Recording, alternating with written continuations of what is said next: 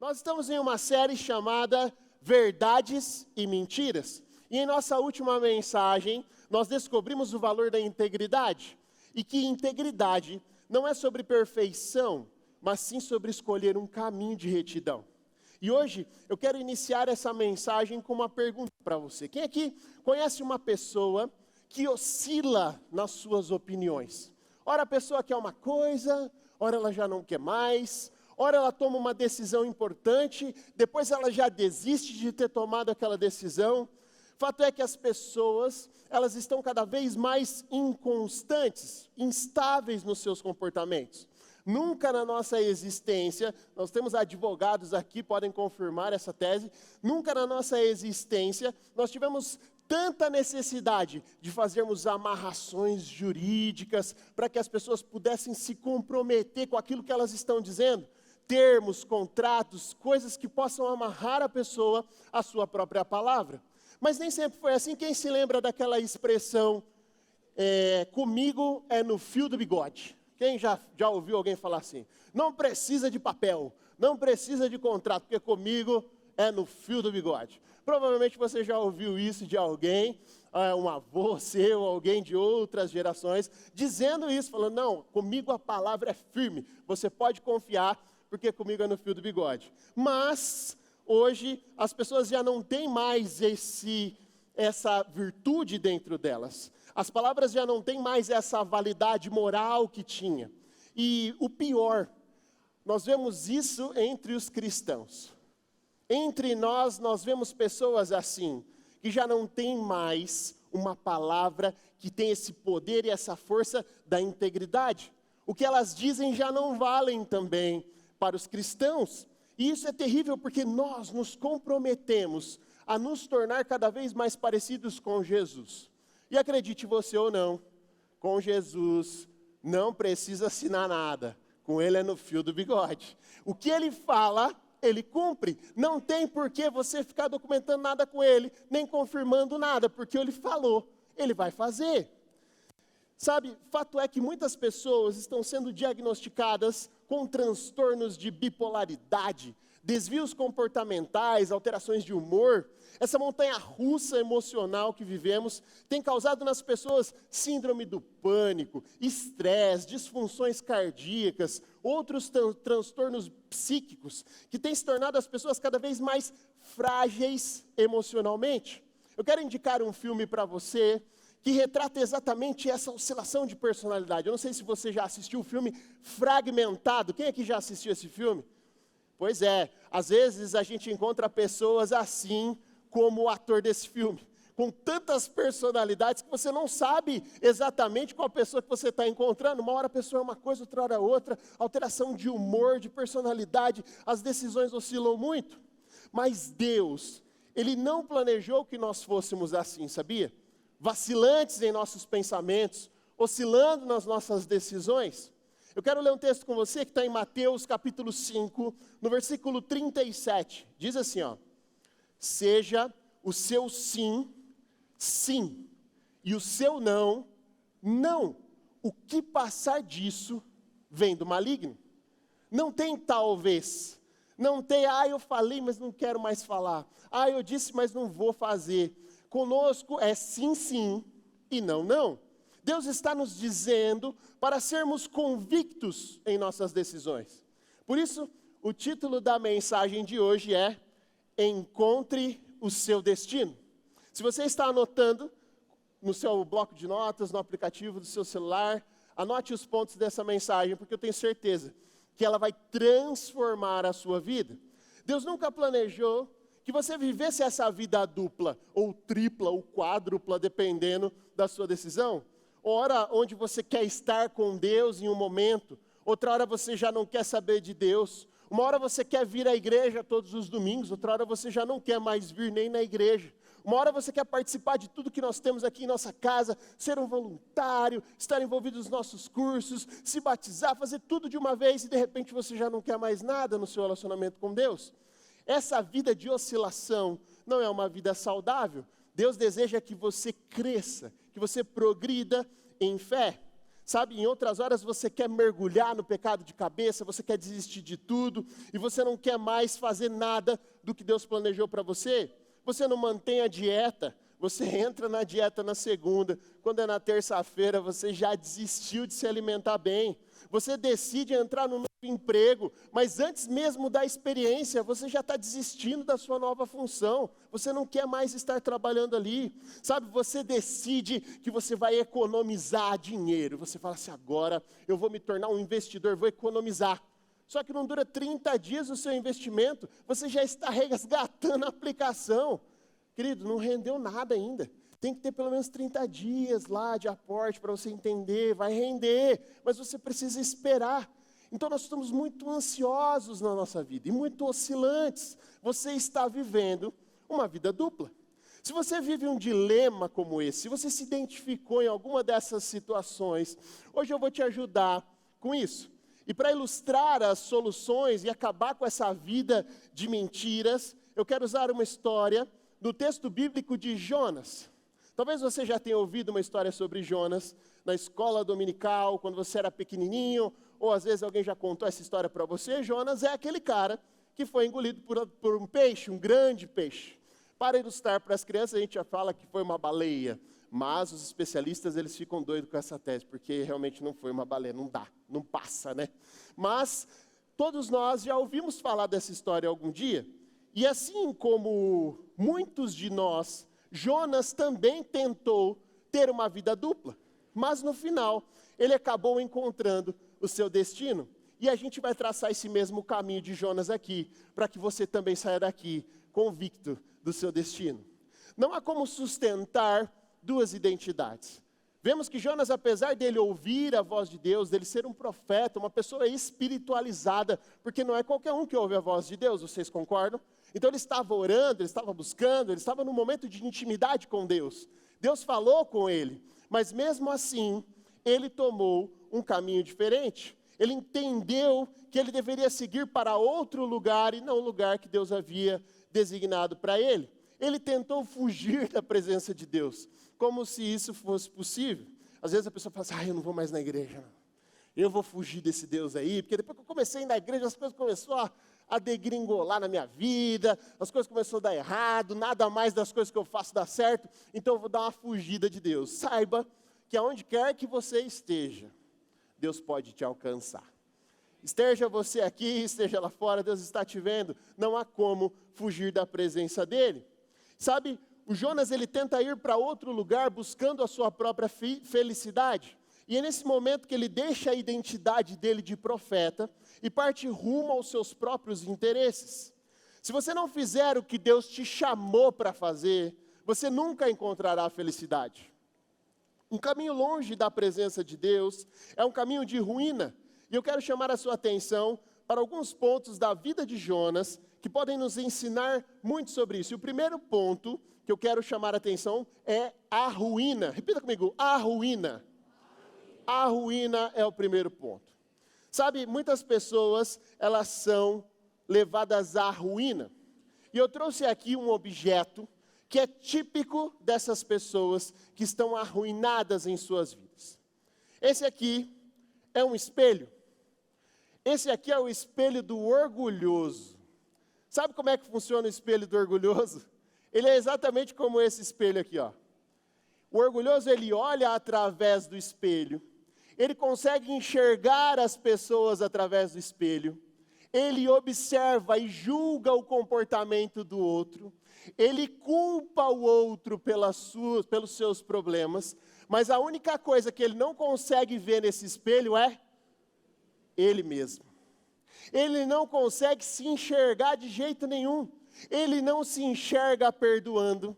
Ele não se enxerga estendendo a mão ao próximo. Ele não se enxerga errando jamais, porque ele é orgulhoso demais para isso. Ele não se enxerga menor do que ninguém. Ele não se enxerga servindo alguém. Ele não reconhece que ele ainda não tem habilidades necessárias. Por isso ele não estuda, ele não cresce, ele não se desenvolve, porque ele já acha que é bom o suficiente. Ele não consegue se enxergar. Se você tem um espelho desse em casa, eu sugiro que você jogue fora imediatamente. E uma outra característica de uma pessoa orgulhosa é que as pessoas elas não querem ficar perto das pessoas orgulhosas. É como se a pessoa orgulhosa ela fosse uma pessoa com mau hálito. Quem já ficou perto de alguém com mau hálito, assim? Aquele cara bafudo, aquela mulher bafuda. E aí você chega perto, você fica assim, cara, e a pessoa fala, você está bem? Eu falo, eu estou. Sei que parece que não está. E o negócio, aquela nuvem começa a formar.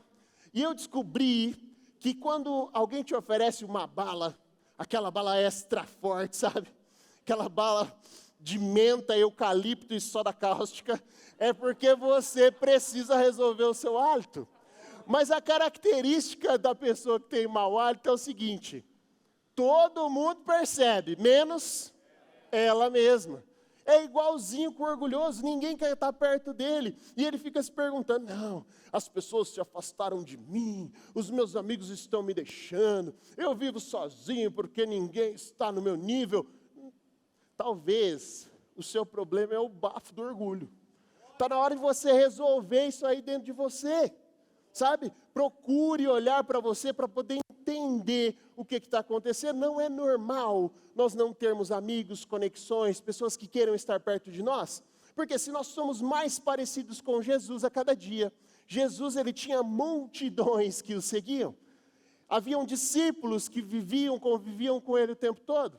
Nós precisamos estar rodeados de pessoas, conectados a elas. Esse é um sinal da presença de Deus em nossas vidas. Ninguém gosta de ficar perto de gente orgulhosa. Quanto mais você é orgulhoso, mais você se afunda, mais sozinho você fica. E olha só o que aconteceu com Jonas. Ele ouviu a voz de Deus. Deus disse para ele ir para Nínive, que era uma cidade, mas ele tomou outro caminho. Em Jonas capítulo 1, versículo 3, diz assim, ó.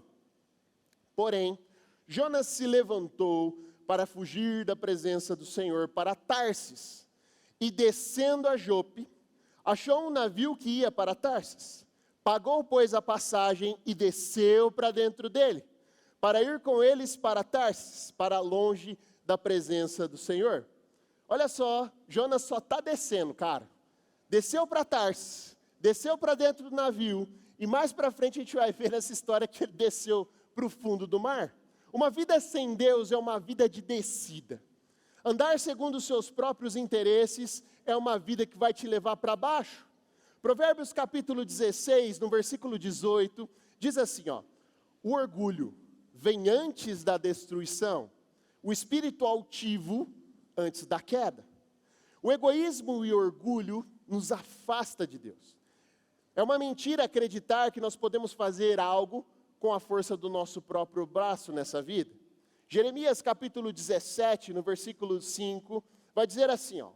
Assim diz o Senhor, maldito é o homem que confia nos homens, que faz da humanidade mortal a sua força, mas cujo coração se afasta do Senhor. Aquele que é orgulhoso, que confia em si mesmo, que confia na sua própria força, ou na força de outros, ele está fadado a viver longe da presença de Deus. Quando o seu interesse, ele conflita com o interesse de Deus para você, você inevitavelmente começa a afundar. E o segundo ponto que eu quero chamar a sua atenção hoje, é sobre a bagagem. Repita comigo, a bagagem. Às vezes a gente começa a construir coisas na vida, e a gente começa a acumular uma bagagem. Você acumula uma bagagem emocional, você acumula frustrações, você acumula experiências, você acumula, sabe, traumas que você carrega para a vida toda. E com Jonas aconteceu o seguinte, eu quero ler com você Jonas capítulo 1, versículo 5. Então temeram os marinheiros, eles estavam com medo, e clamavam cada um ao seu Deus, com letra minúscula, não era o nosso Deus. E lançaram ao mar as cargas que estavam no navio, para o aliviarem do seu peso. Jonas, porém, desceu ao porão do navio, ó Jonas descendo de novo, e tendo se deitado, dormia um profundo sono. Ele estava lá, tranquilo, dormindo. O problema desse navio não é e nunca foi a carga. Eles estavam se livrando dos seus pertences, das coisas que eles haviam construído durante a vida, mas esse não era o problema do navio. O problema do navio nunca foi excesso de peso. O problema do navio era Jonas. Jonas estava fora do caminho que Deus ordenou para ele. Por isso, naquele momento, havia uma grande tempestade no mar. E eles estavam à beira de um naufrágio. E eles estavam começando a jogar as cargas fora. E o problema sempre foi a presença de Jonas naquele navio. Eu sei que muitos aqui são como Jonas. Carregam muitas cargas durante a vida. Mas não são as suas grandes cargas que têm atrapalhado você de romper. São as pequenas coisas que você precisa jogar fora. São as coisas pequenas que você tem feito, as coisas pequenas onde você tem falhado, onde você tem se desviado do caminho, que tem causado esse grande transtorno, essa grande tempestade na sua vida. Jonas era a razão da tempestade no mar. Agora eu pergunto para você aqui hoje, qual é a razão da tempestade que você tem vivido na sua vida?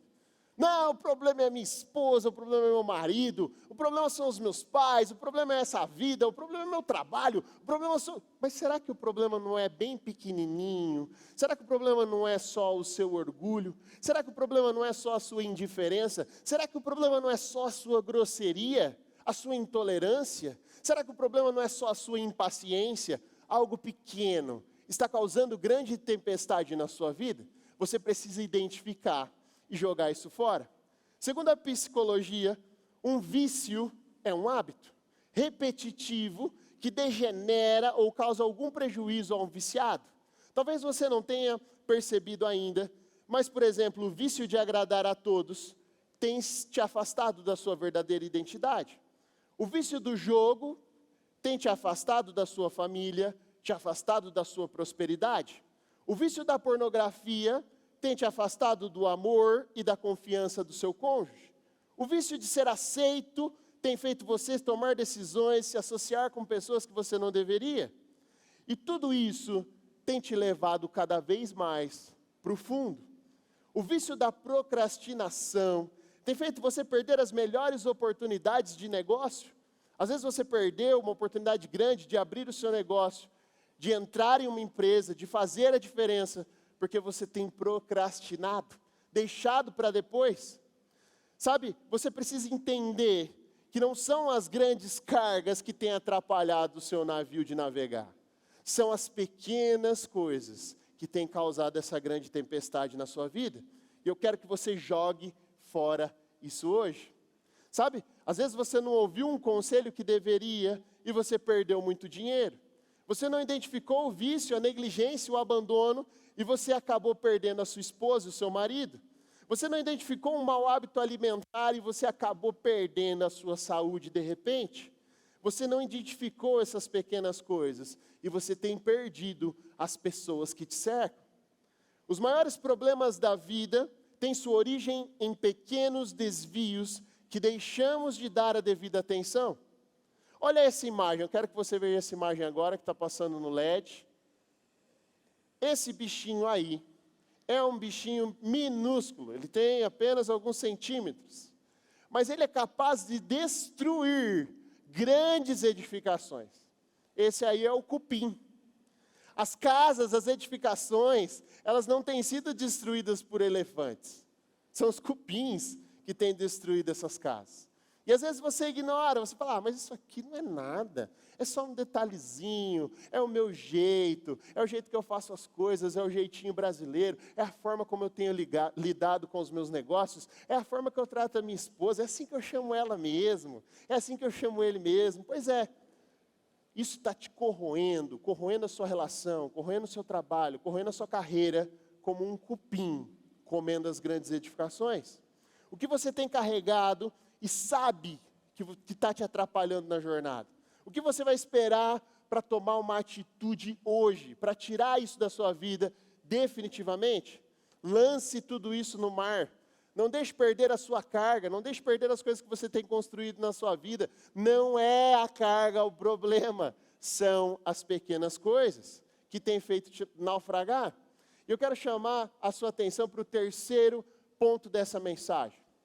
A jornada. Repita comigo, a jornada. A jornada ela é tão importante quanto o destino. Nós vamos encontrar o nosso destino hoje aqui nessa mensagem, mas a jornada, ela é tão importante quanto o destino. A vida é uma jornada, você precisa aproveitar cada etapa do percurso. Sempre há uma forma de você retomar a sua jornada. Mas dependendo das nossas escolhas, nem sempre o caminho de volta é tão curto quanto era no início. Então, quanto antes você decidir mudar, o quanto antes você identificar as coisas que estão te atrapalhando, mais perto você estará de Deus e você poderá voltar com mais facilidade. Eu quero ler com você Jonas capítulo 1, do versículo 15 ao 17. Diz assim, ó: E levantaram a Jonas e o lançaram no mar, e cessou o mar da sua fúria. Temeram, pois, esses homens ao Senhor com grande temor. Agora Senhor com letra maiúscula. Não é mais o Deus deles que eles estavam pedindo. Agora era o nosso Deus. E ofereceram sacrifício ao Senhor e fizeram votos. Preparou, pois, o Senhor um grande peixe para que tragasse Jonas. E esteve Jonas 3 dias e 3 noites nas entranhas do peixe. O que você tem experimentado por conta do orgulho e da desobediência? Dívidas, solidão, dependência química, emocional, vícios, desconfiança, intolerância? Sempre é possível voltar, mas quanto mais você se afunda, maior será a distância. Talvez você pense, Deus castigou Jonas.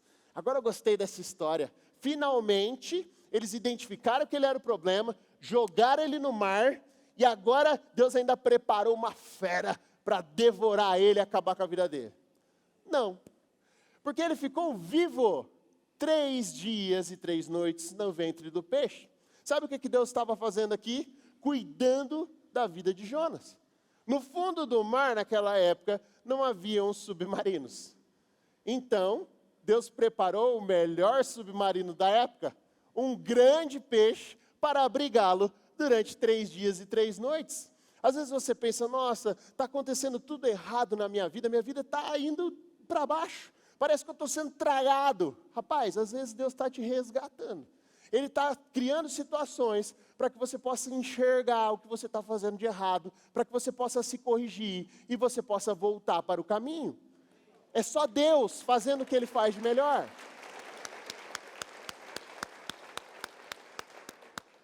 Eu não sei o que você pensa sobre Deus, mas Deus não é esse carrasco. Deus não é esse Deus que está pronto para te punir o tempo todo. Deus quer mesmo te amar. Ele não quer ficar te punindo, Ele quer te amar. Sabe, como uma criança, eu não sei, eu sou pai de um menino de 4 anos.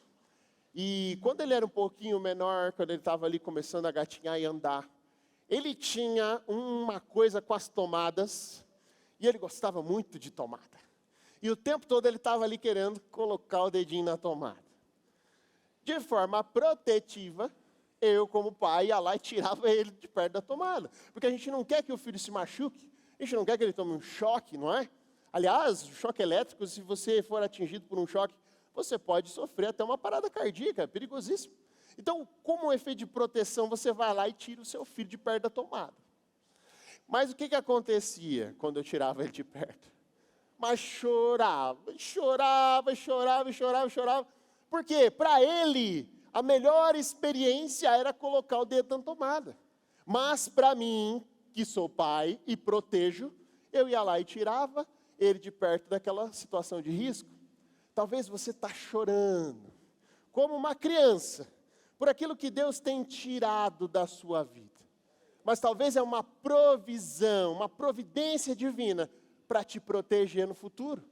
Entenda o plano de Deus e você vai ficar feliz quando Ele tirar de perto de uma situação de risco. Quando Ele tirar de você algo que você amava fazer, mas que te oferecia perigo. Você estava pronto para ser morto naquela situação. Deus está te salvando. O desejo de Deus é que nós não nos moldemos ao padrão do mundo. Por isso Ele nos traz de volta sempre que nós estamos numa situação de perigo. Romanos capítulo 12, no versículo 2, diz assim, ó: não se amoldem ao padrão deste mundo, mas transformem-se pela renovação da sua mente, para que sejam capazes de experimentar e comprovar a boa, agradável e perfeita vontade de Deus. Você só vai experimentar felicidade quando você entender o plano de Deus para você. Quando você não ficar se amoldando ao mundo, quando você não ficar entrando na onda da galera, fazendo o que todo mundo está fazendo, para quando você for contra a cultura local, que diz que é assim mesmo que faz, é do jeitinho que faz, é assim que todo mundo faz e todo mundo tem feito, você precisa agir de forma diferente, transformar a sua mente e entender o plano de Deus para você, porque a vontade dele é boa, perfeita e agradável. Quando nós tomamos a forma dos padrões do mundo, nós perdemos a nossa forma original. O problema de se amoldar ao padrão do mundo é que você já não é mais você. Na verdade, estamos nos deformando quando nós damos concessões a alguns comportamentos, hábitos que nos destroem. Nós estamos deformando a nossa identidade, perdendo a nossa originalidade. Nós não estamos mais sendo semelhança do Criador. Mas não é uma punição, não é uma escravidão, é porque Deus, Ele quer fazer de nós imagem e semelhança dEle, por isso Ele nos tira daquela situação e nos protege. Não existe felicidade longe de Deus, e eu sugiro que você pare de tentar encontrá-la longe dEle. Não tem como ser feliz longe de Deus. Deus não está te punindo a estar com Ele o tempo todo, mas quando você entender o plano dEle, você não vai querer mais sair de perto dEle. Quando Jonas percebeu que não tinha jeito, que ele tinha que aceitar o propósito dele, que ele tinha que ir para a cidade de Nínive e fazer o que ele deveria fazer, ele decidiu deixar seus planos de lado e seguir os planos de Deus. Vamos ler Jonas 3, versículo 1. A palavra do Senhor veio a Jonas pela segunda vez, ó Deus falando de novo, hein? Deus paciente. Com essa ordem, vá à grande cidade de Nínive e pregue contra ela a mensagem que eu lhe darei. Olha, Deus bom demais, Deus dá até a mensagem que eu lhe darei. Meu filho, você só precisa ir. Deus vai preparar o caminho, Deus vai preparar a solução, Deus vai dar as oportunidades, Deus vai te dar o treinamento necessário, vai te entregar a mensagem, só falta Ele falar por você. Você só precisa estar disposto. Jonas obedeceu a palavra do Senhor e foi para Nínive. Era uma cidade muito grande, sendo necessários 3 dias para percorrê-la. Se Deus te disser algo, obedeça imediatamente. Se você ouvir a mensagem, Deus te falar alguma coisa, você precisa obedecer de forma imediata. Eu tenho uma história para contar para você. Certa vez eu estava lá no meu trabalho, e foi um momento em que Deus quebrou o meu orgulho profundamente. Eu, como um bom profissional, eu sempre me orgulhei de fazer as coisas bem feito. E aí nós montávamos algumas máquinas para a indústria, e aquela máquina era um xodó para mim. Eu não deixava ninguém montar, falava, não, pode deixar que eu monto. Deixa que eu faço. Não, você não sabe, eu vou fazer, porque só eu monto, só eu sei. E adivinha o que aconteceu com a máquina que eu montei? Deu um problema, deu ruim lá. E era uma linha de produção, e nessa linha de produção, haviam grandes indicadores ali, que essa linha de produção era algo que faturava muito por hora. Resumindo, eles me chamaram para uma reunião. E eu cheguei na reunião, e Deus já vinha falando comigo, e eu falei, Senhor, e agora, o que eu vou falar? Aí Ele falou assim, sugiro que você fale a verdade. Eu falei, não, mas a verdade não, eu não posso, porque eu montei errado. E se eu falar a verdade, como é que fica a minha reputação? Eu sou o cara que monta isso aqui, cara, só eu sei fazer. O que o senhor acha? O que nós podemos fazer? Ele falou assim, eu sugiro que você diga a verdade. Eu falei, não está dando certo essa conversa com Deus, porque Ele está irredutível.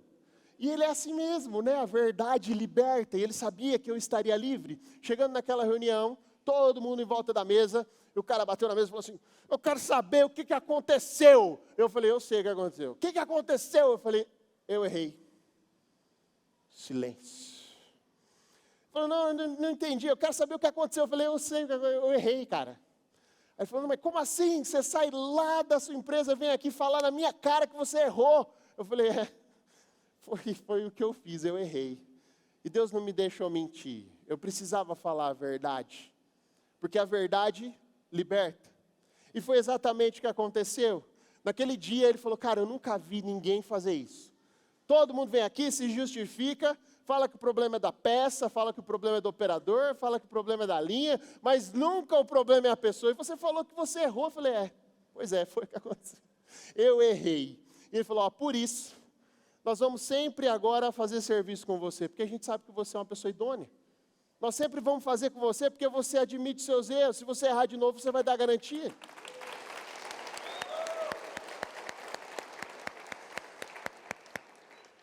E eu falo isso não é para me gabar, porque na verdade eu queria mesmo era mentir. Eu queria mesmo era falar qualquer coisa, menos que eu tinha errado. Mas Deus, Ele me trouxe de volta, como Jonas tragado por um peixe, e falou assim, olha, fala a verdade, porque a verdade vai te libertar. E hoje eu quero te deixar uma pergunta aí, o que você precisa fazer, o que você precisa deixar para começar a tomar o caminho de volta para casa, para encontrar o seu destino novamente? Talvez um comportamento, talvez um vocabulário, talvez um relacionamento, talvez a desonestidade, talvez a mentira. E se Deus te disser para você fazer alguma coisa hoje, faça. Compartilhe o amor de Deus, compartilhe os seus recursos. Oferte, dizime, seja generoso. Fale de Jesus para alguém, traga eles para cá. Dê uma segunda chance para quem te feriu, para quem te machucou. Fale a verdade em todo o tempo, porque a verdade é libertadora. Essas são direções relativamente fáceis, não é? Porém, a prática exige a quebra do nosso ego, exige a quebra do nosso orgulho. Desistir de uma vida dupla e manter apenas um no controle da sua vida, a saber, o próprio Jesus. Essa é a proposta de hoje, que Ele tome o controle e que Ele te diga para onde você vai, como vai ser, como Ele vai fazer. Que você pare de fazer um planejamento da sua vida por si só. Quando nós decidimos ser governados por Deus e aceitar a nossa identidade nele, os nossos projetos de vida, eles deixam de ser egoístas e eles se tornam mais abrangentes, eles envolvem mais pessoas. Quando você é abençoado, mais pessoas começam a ser abençoadas através da sua vida. Jonas, ele profetizou a destruição de Nínive, como Deus havia ordenado para ele. Mas depois de ouvir a profecia de Jonas, sabe o que aconteceu com aquela cidade? Eu vou contar para você. Jonas capítulo 3, no versículo 10, olha só. Tendo em vista o que eles fizeram e como abandonaram os seus maus caminhos, Deus se arrependeu. Olha isso, cara. Deus se arrependeu e não os destruiu como tinha ameaçado. Todo o processo pelo qual Jonas passou, o objetivo era salvar uma cidade inteira. Às vezes você fica preocupado, falando assim, Deus está de marcação comigo. Deus só quer fazer isso na minha vida. Deus está me embarreirando aqui de fazer isso. Deus não me permite fazer isso. Cara, mas quando Ele fizer, você pode crer que não é sobre você. Não é só sobre você, mas sobre todos que estão à sua volta. Deus está abençoando vidas através da sua vida. Esse é o poder de Deus que flui através das nossas vidas. Ser transformado nunca é uma opção egoísta. Se tornar alguém íntegro não é apenas um benefício seu. Quando você decide ser transformado por Deus, você não é apenas abençoado, você se torna uma bênção. Gênesis capítulo 12, no versículo 2, diz assim, farei de você um grande povo e o abençoarei. Tornarei famoso o seu nome e você será uma bênção. Não é sobre ser abençoado, é sobre se tornar a própria bênção. É isso que Deus está nos prometendo. Veja que não é só você alcançar bênçãos de Deus, como alguém que consome os recursos do céu, mas é sobre se tornar uma bênção e um canal de bênção na vida das pessoas, um abençoador. Sua identidade será confirmada, você não terá mais uma vida dupla, nunca mais você terá dúvidas de quem você realmente é. Chega de ser cristão somente aos domingos, chega de ser cristão somente no seu gol, chega de ser cristão somente quando você vem servir aqui na nossa casa, chega de ser cristão quando você encontra alguém da igreja. Você está lá naquele dia xingando o mundo, e aí você encontra o irmão. Deus abençoe. Mas por que? Mano, você é cristão o tempo todo. O seu comportamento não deve mudar por conta das pessoas e das circunstâncias. Você não é camaleão, cara. Você precisa ser você, único, com a identidade que Deus colocou dentro de você. Você é filho amado. Ninguém pode mudar essa verdade. Esse é você.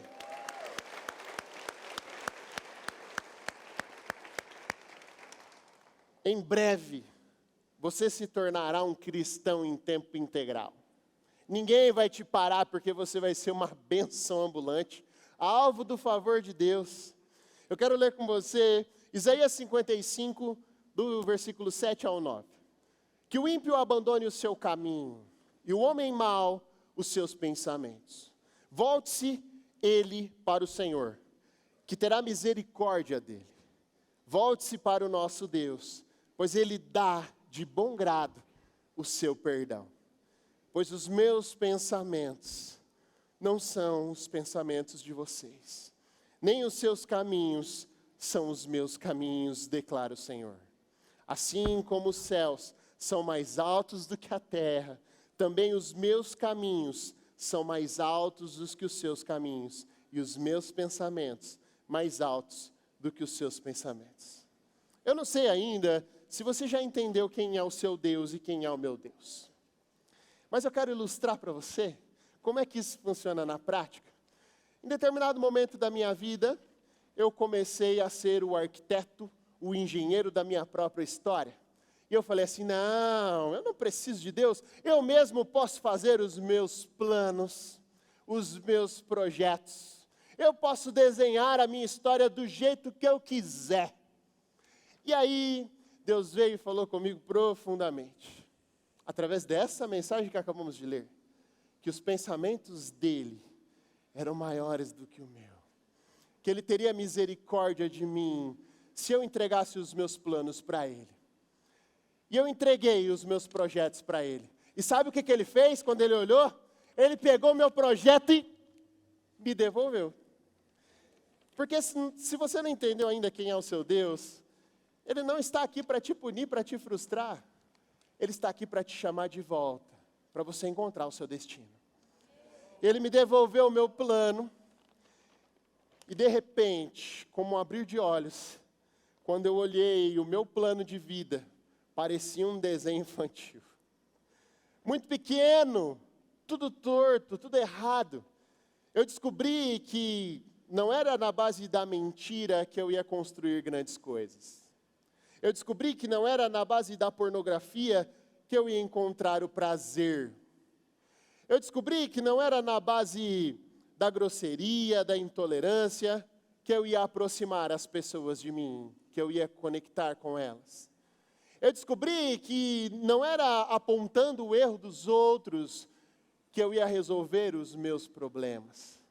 E quando eu me deparei, o quão pequeno era o meu plano diante do plano dele, eu mesmo tomei a minha decisão e rasguei os meus planos.